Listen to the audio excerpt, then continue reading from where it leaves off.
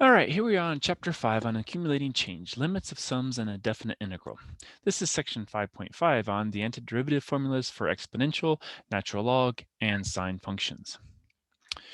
So antiderivatives of basic exponential, natural logarithmic, or trigonometric sine and cosine functions can be found using the technique of reversing the process of finding our derivatives.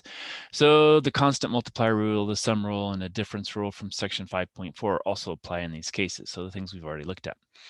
Now, an antiderivative formula for a special power function. So this is one we actually had a problem with last section, but we didn't know how to do it quite yet because we said that, if we had x to the negative 1 over here, then we couldn't actually use our power rule.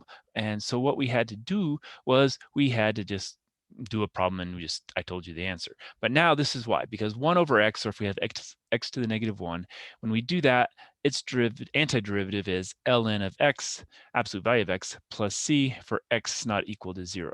Okay, because we can't have 0 down here. If we had 0 down here, well, you're dividing by 0, and that's not right. All right, so that's going to be our answer to this one for finding the antiderivative. Now, let's do some checks, using our fundamental theorem of calculus. So if we have the general antiderivative for x to the negative 1 and x is greater than 0, if we take the integral of that, that's going to bring out the 4, and that's going to be 1 over x. And we just found out that when you take the integral of 1 over x, that's the ln of x. And so we just have 4 ln of x, and then don't forget your plus c for that general antiderivative. Now your check here, and basically I said, okay, yeah, that's it. Now what we're going to do is we're going to take the derivative of this part. So the derivative, that's going to be 4 over x plus 0, or just 4 over x. All right, so here we have walking speed. So this is a kind of one of the examples I kind of want to show more details here. So the rate of change of the average walking speed in a city of population p persons can be modeled as v prime of p equals 0.083 over p meters per second per person, and p is going to be between 1,300 and 2.2 million persons.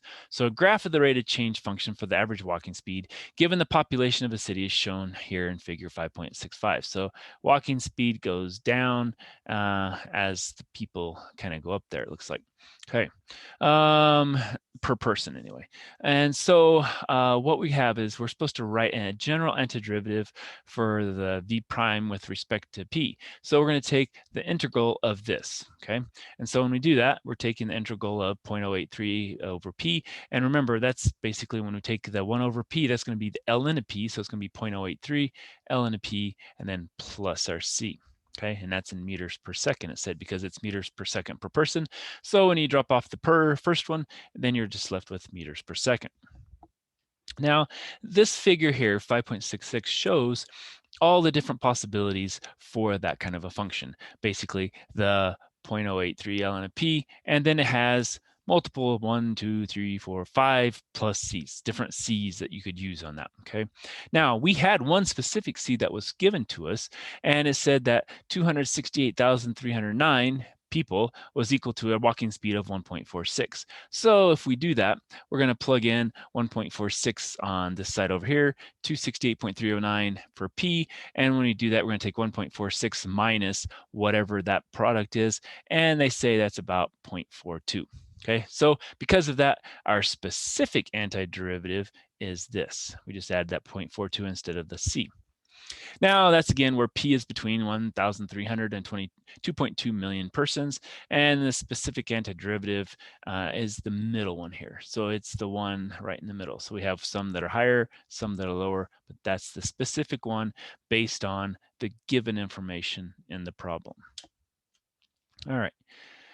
Now we have some other antiderivative formulas. For this one's for the exponential function. So we have a couple pieces here.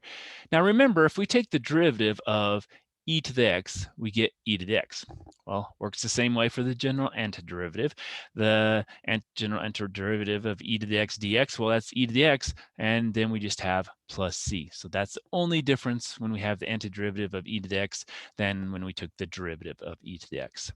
Now, because of powers, we have a little bit different here when we have e to the kx. What we have to do is we have to have e to the kx over k, because usually that's just going to be a 1 or something. And when we had it like this, and so if it's just a 1, then it's just over 1. But if we have a 0.02, then we have to divide by 0.02. And that becomes about because of the next exponential rule, which is kind of the general one instead of the E one. And so here, remember, E is a special case of the rule is a special case of the antiderivative rule for plain old exponential functions of the form b to the x. So this is the normal one. Remember, we had those where we took the derivative of those, and when we took the dx of b to the x, we had to take ln of b times b to the x. Well, guess what? Since we multiplied by ln of b, this time when we take the antiderivative, we're going to have to divide by the ln of b. So that kind of talks about that a little bit here. So the reverse process, when we take the integral of b to the x dx, well, that's going to be b to the x over ln of b. When we took the derivative, it was times. So what we have to do now to do the anti, we have to divide. And then again, we have our plus c. And that's kind of what happens here. When we take the antiderivative with the power, it's going to be that over, and if you think about it, it's really ln and e to the k. Well, with ln of e, we can just drop that k down in front. So it's k ln of e. Well, ln of e is just 1, so we just get k. And so that's why we have the e to the kx over k for that case there, because of the way the ln of e works, okay? And so that's because this is how the general rule for the exponentials works when we have a base b instead of a base e. So some examples. So the general antiderivative of 2 times 1.5 to the x is, well, basically what they suggest is go ahead and pull out that 2 and then look at just the exponential piece here. So remember, it's going to be 1.5 to the x over ln of 1.5 plus c, and then we also have that still times 2 out in front. So it's 2 times 1.5 to the x over ln of 1.5, and then always remember to put your plus c. Now, to determine the general antiderivative of something like 2e to the 0.8x, well, we're going to do like I showed you over here. We're going to take it in consideration like this. We're going to ln of e to the blah, blah, blah, bring down that k and do that. So what we're going to do is we're going to say, okay, well, that's going to be equal to 2 out in front, and then we're going to have e to the 0.8x on top over ln of e to the 0.8. Now remember, that comes down here, so we have 0.8 times ln of e, which is just 1, and so then plus c, and so we just have that 0.8 down here, e to the 0.8x on the top, and then that 2 still out in front over here, plus c. Now 2 divided by 0.8 is going to give us 2.5 e to the 0.8x plus c. Okay, so again, that's the final one. Here, if you left it over 2 over 0.8, that wouldn't be the end of the world, but if we simplified, that's what we would get there. All right, let's pause there. We'll come back for more.